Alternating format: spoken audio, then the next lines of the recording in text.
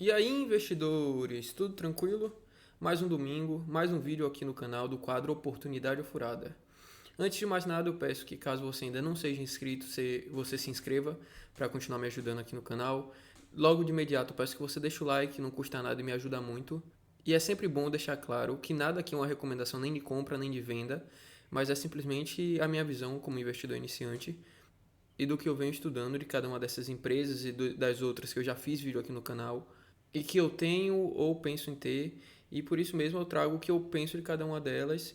E caso você queira alguma ação específica aqui nesse quadro, antes de mais nada, dê uma olhada na playlist aqui que tem no canal, que provavelmente eu já posso ter feito a ação que você gostaria de ver. De um jeito ou de outro, também comentem aqui embaixo e vamos direto pro vídeo. A primeira ação que eu trago no vídeo de hoje é a ação do Banco Itaú. Eu já falei de todos os outros grandes bancos do país, mas estava faltando falar do Itaú. Por isso que no vídeo de hoje eu vou estar trazendo a ação de código ITUB4. Bem, em relação à apresentação da empresa, acredito que não tenha muito o que explicar para vocês.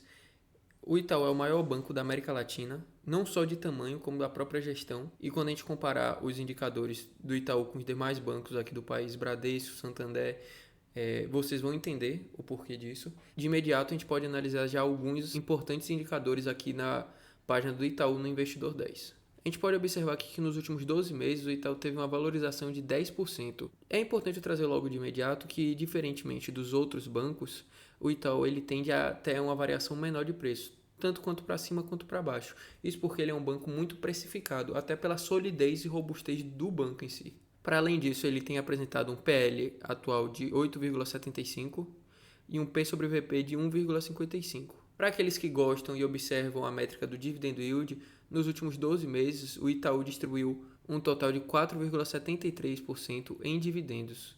Para aqueles que, assim como eu, gostam da distribuição de dividendos e procuram ali no mínimo uns 5, 6% de yield, o Itaú sim é um banco que tem um yield um pouco menor em comparação a de outros bancos. Mas isso porque o próprio banco entende que existe sim espaço para crescimento e por isso que grande parte desse capital ele reinveste nele mesmo. E até no próprio histórico do banco a gente pode ver que nos últimos 10 anos, somente em 2019 ele apresentou um yield ali um pouco mais interessante ali acima dos 7%. Ou seja, se você é um investidor que busca o dividendo, o Itaú talvez não seja o melhor caminho para você. Mas nem por isso faz do Itaú um banco menos atrativo e eu já vou mostrar o porquê disso. Mas antes disso é bom a gente entender o cenário que o Itaú passou nesses últimos anos e se, assim como os outros bancos, como eu já abordei aqui no canal, Santander, Bradesco, Banco do Brasil, se ele é um banco que está descontado. Em relação ao seu PL histórico, a gente pode ver que ele está sim sendo negociado abaixo da média dele dos últimos 10 anos, que é quase de 11, sendo que atualmente, como eu já apresentei, ele tem sido negociado um pouco acima dos 8,5. Para além disso, outros dois múltiplos que é bom a gente observar em relação a bancos em si é o crescimento dos lucros, que a gente pode observar que nos últimos 5 anos o Itaú teve um crescimento tímido ali de um pouco mais de 4%, mas isso porque ele também já é o maior do mercado. É bom a gente sempre ter isso em mente quando a gente estiver abordando o Itaú. E outro múltiplo que é muito abordado quando a gente trata de banco é a questão do ROI, que é quanto ele consegue rentabilizar toda a capitalização que ele detém. E dessa forma, a gente já vai abordar tanto os resultados do primeiro trimestre de 2023, quanto um comparativo direto do Itaú com seus similares na Bolsa Brasileira. Bem, investidores, como eu disse, a questão do Itaú em si é que ele é um banco muito sólido. E isso está refletido no próprio resultado que ele sempre divulga. Sempre que o cenário macroeconômico está desfavorável para os bancos, às vezes com a inadimplência muito alta, isso acaba repercutindo na carteira de crédito dos bancos em si, como foi o que aconteceu principalmente com o Banco Santander e com o Banco Bradesco, que sofreram bastante, já que estavam muito expostos. Já o Itaú, ele nos últimos anos, na contramão do que aconteceu com o Santander e com o Bradesco, ele conseguiu não sofrer tanto quanto esses outros bancos, que são sim gigantes no cenário nacional.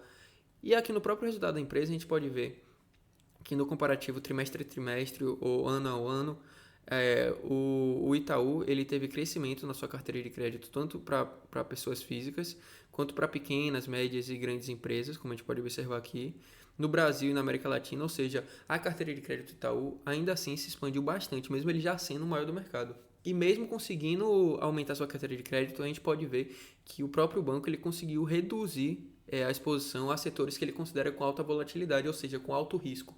E quantos múltiplos a gente pode observar, e como eu já trouxe em outro vídeo aqui falando do Banco do Brasil, obviamente o Banco do Brasil é o banco disparado mais descontado na nossa bolsa. Por isso que até não é justo fazer uma comparação com ele, embora o Itaú possa sim, em alguns critérios, comparar em alguns detalhes com o Banco do Brasil. Mas é bom a gente sempre lembrar que até pela questão de ser um banco público, o Banco do Brasil tem em si já um desconto pré-estabelecido. Mas para fazer uma comparação com os outros bancos do setor privado no Brasil, no caso Bradesco e Santander, eu vou optar por remover o Banco do Brasil. E assim a gente vai poder observar um comparativo direto dos 3 maiores bancos do setor privado aqui no Brasil. É bom a gente trazer que esses primeiros indicativos, a gente pode sim ver que o Bradesco está muito mais descontado que o Itaú. E foi exatamente isso que eu trouxe no meu vídeo acerca do Bradesco. PL mais descontado, P sobre VP também abaixo de 1 para um banco privado. Obviamente que o Bradesco também foi o banco que acabou sentindo mais a questão da exposição da sua carteira de crédito e não deve se recuperar nos próximos 1, 2 anos. Mas quem tiver paciência pode ser que seja uma boa escolha, mas não estamos aqui para falar do Bradesco. Agora a gente não vai analisar as métricas de desconto, mas sim de eficiência do banco, que nesse caso é o ROI, o crescimento do lucro, das receitas, enfim. E aqui a gente pode observar que o Itaú ele vence em todas em comparação ao Santander e Bradesco. Seu ROI muito maior do que o do Bradesco e do Santander. Seu próprio crescimento de lucro também maior do que os outros dois, inclusive o Santander aqui com um crescimento negativo nos últimos 5 anos. Mas ainda assim a gente pode ver que dentre os bancos privados o Itaú sim é uma grande instituição. Bem, investidores, acabei me alongando um pouco aqui, mas o que eu quero deixar claro é que o Itaú é um banco muito sólido. Ele não vai estourar na sua carteira nem para cima nem para baixo, mas ele é um banco muito resiliente. Em momentos de crise, pode ter certeza que dos bancos privados que você tenha na sua carteira, ele vai ser o que o menos vai sofrer, até por uma gestão muito mais eficiente em comparação com os demais. Mas em relação a dividendo, a um grande crescimento, em um médio e curto prazo, é improvável que o Itaú entregue isso. Mas ainda assim, eu vou ser direto, eu acredito que sim é uma oportunidade, porque até no comparativo do PL histórico que o banco é negociado, até pela sua estabilidade e resiliência, ele está sim sendo negociado abaixo. Então, para quem gosta dessa filosofia de estar investindo de maneira mais segura, menos arriscada, o Itaú sim é uma oportunidade.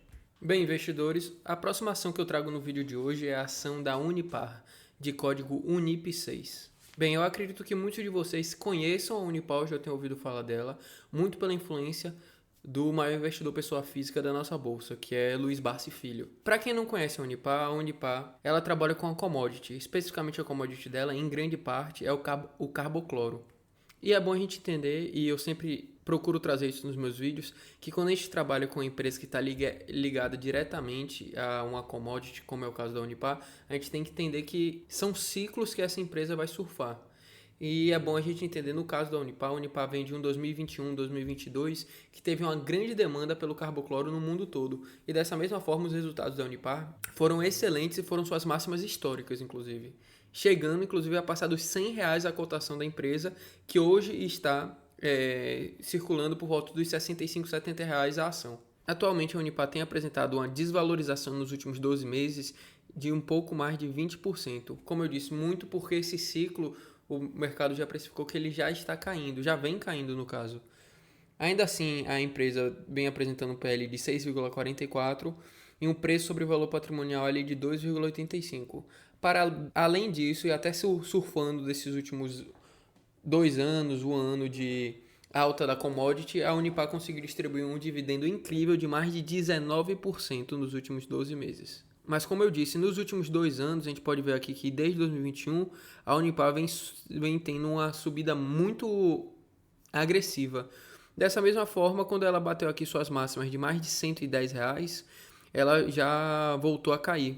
Como a gente pode entender, o mercado já precificou essa queda que vem sim acontecendo e eu vou apresentar isso no próprio relatório financeiro da empresa, principalmente nesse primeiro trimestre de 2023. O próprio histórico de distribuição de dividendos da empresa, a gente pode ver que nos momentos que a empresa teve resultados excelentes, ela sim procurou e conseguiu distribuir um excelente dividendo. A gente tem dividendos aqui de 31, 14, 15, 19 e obviamente que nos momentos mais de queda e de vale do preço da commodity, a Unipar praticamente não consegue distribuir dividendos, o que é normal de qualquer commodity, você entender o ciclo delas.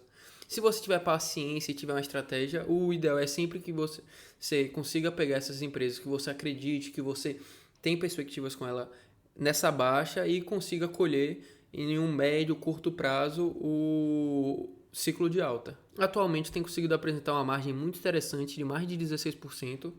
Cumpre deixar claro que muito disso está vinculado sim à alta da commodity que a gente vem tendo nesse último ano.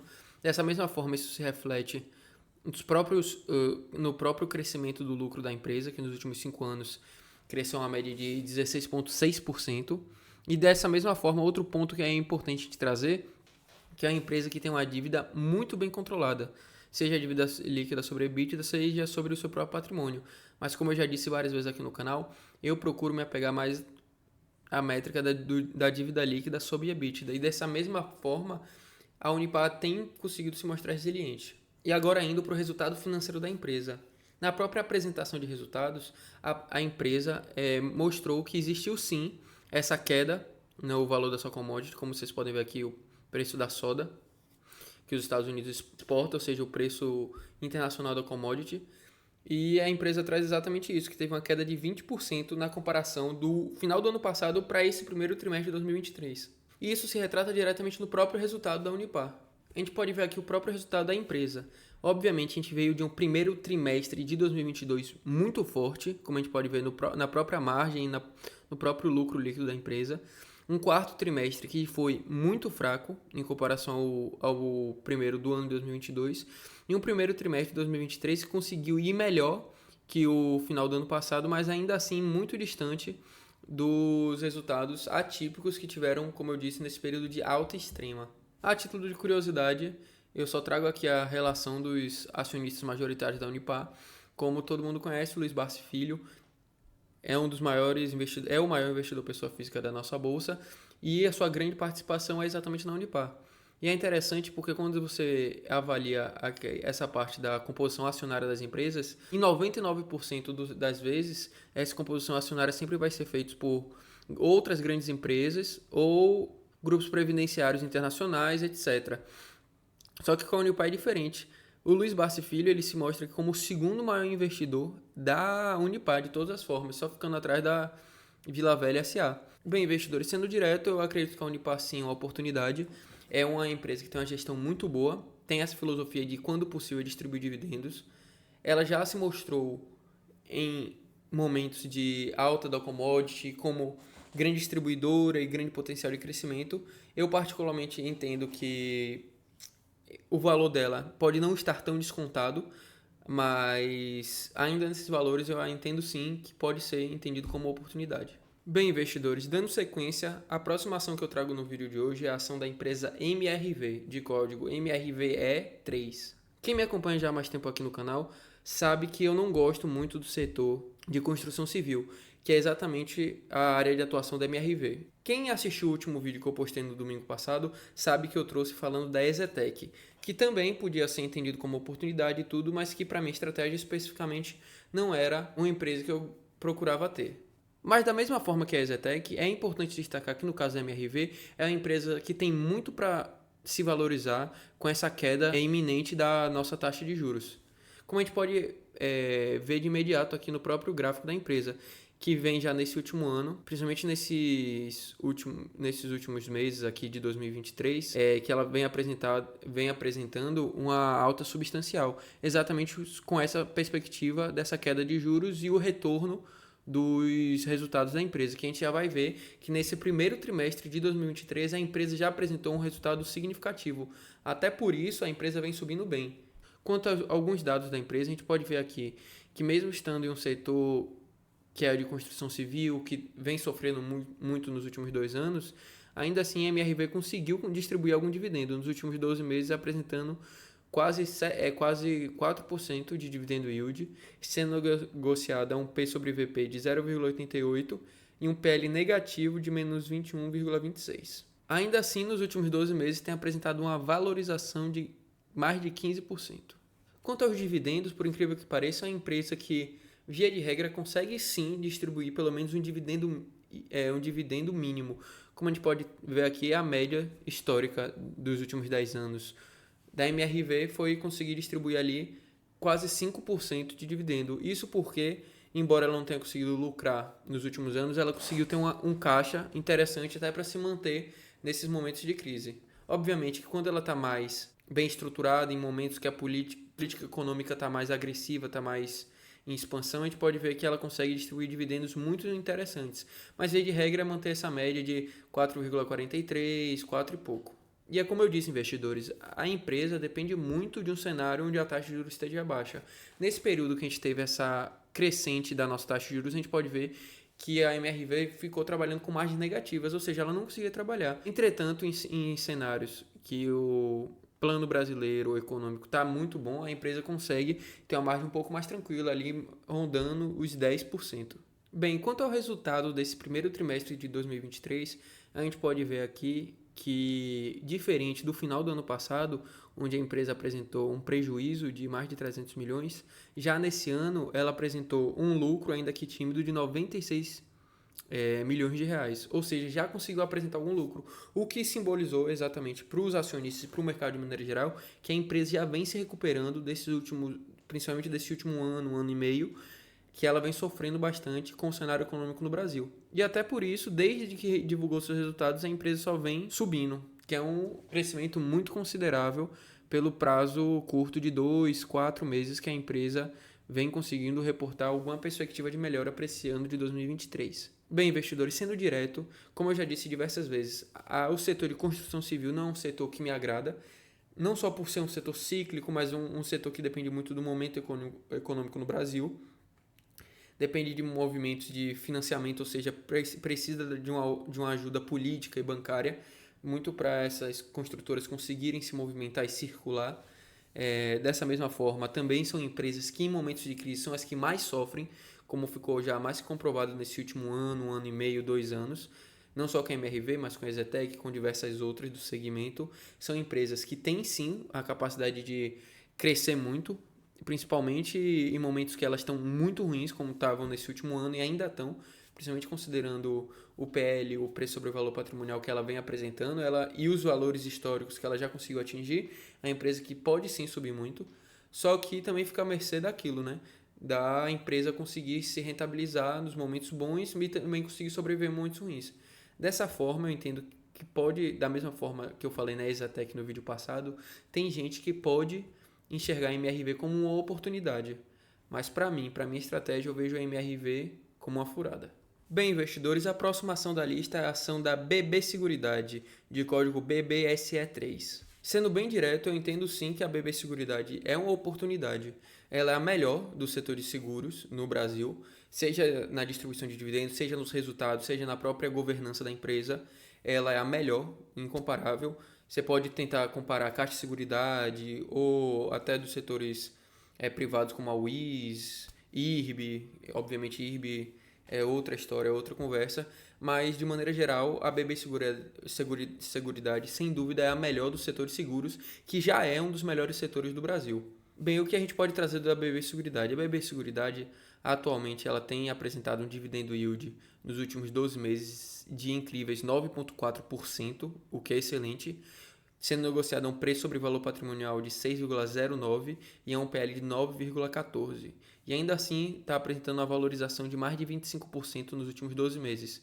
Lembrando que de um mês, 2 meses para cá, a BB Seguridade vem sim apresentando uma desvalorização pequena, já que, embora ela esteja sendo negociada a R$30, ela chegou a passar dos 35.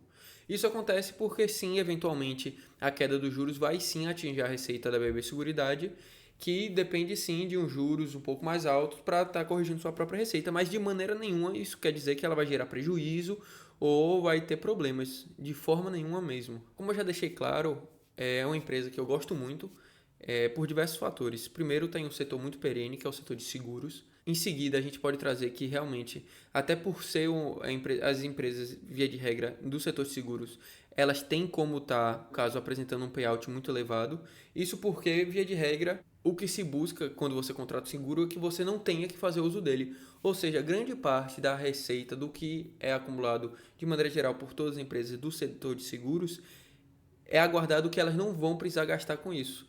É mais uma proteção. Dessa forma, elas conseguem sim estar capitalizando bastante e conseguem distribuir bastante dividendos, como é o caso da BB Seguridade. A gente pode observar aqui que o dividendo yield dos últimos 10 anos da BB Seguridade girou em torno ali de 6,5% mais ou menos. Obviamente que tem anos melhores, que ela consegue distribuir 11, 9, 9, e anos um pouco mais fracos, mas desconsiderando 2013, que ela distribuiu só 1,72, pode ver que os anos mais fracos dela em seguida foram 4,1, 4,86, ou seja, é uma empresa que consegue distribuir muitos dividendos, está em um setor perene, é importante ressaltar isso aqui diversas vezes, tem uma dívida baixíssima não tem dívida, como a gente pode observar aqui, tanto sobre o patrimônio, quanto a dívida líquida sobre o patrimônio, quanto sobre o próprio EBIT, da empresa que não tem dívida. Bem, quanto ao resultado desse primeiro trimestre, a gente pode ver que mais uma vez a BB Seguridade apresentou resultados incríveis, como já vem sendo de costume, principalmente nesse último ano. A gente pode observar que na comparação do mesmo período do ano passado para o primeiro trimestre de 2023, teve um aumento de quase 50%, saindo ali de 1,2, mantendo os 1,8 que foi também apresentado no último trimestre de 2022, ou seja, ela conseguiu se manter e também melhorar a sua estruturação, como a gente pode ver aqui. Como eu disse, uma das questões principais do seguro é você fazer com que o cliente pague e ele não necessariamente precise fazer uso daquele seguro, que é a questão da sinistralidade.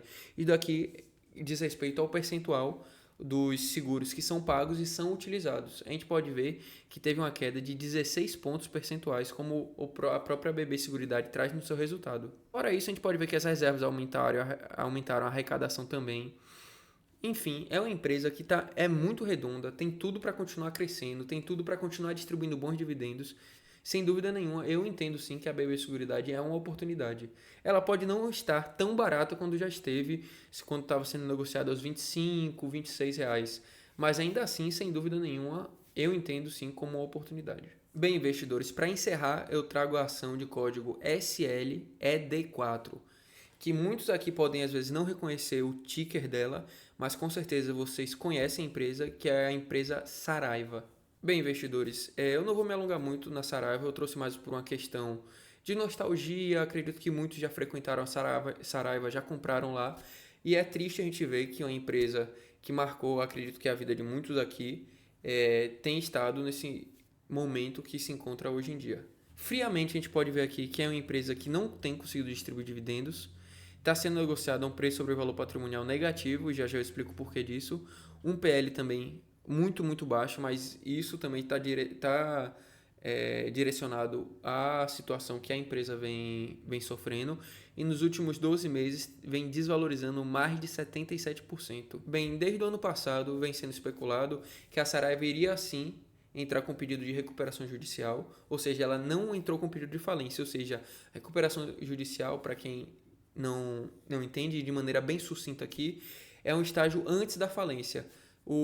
A empresa, no caso, busca na justiça a junção de todas suas dívidas e alguma maneira de quitar para ela conseguir voltar. Ou seja, é uma parceria que, no caso, não especificamente uma parceria, mas uma situação em que o poder público, ela, em conjunto com a própria empresa, eles vão procurar alguma forma de quitar a maior parte das dívidas que a empresa tem, seja vendendo, seja no caso vendendo patrimônio, seja vendendo ativos que a empresa tenha, de alguma forma para quitar o máximo de dívidas possíveis e assim tentar dar uma segunda chance, uma retomada para a empresa. Ou seja, de maneira bem geral, a gente pode entender a recuperação judicial como uma etapa que visa reestruturar a empresa.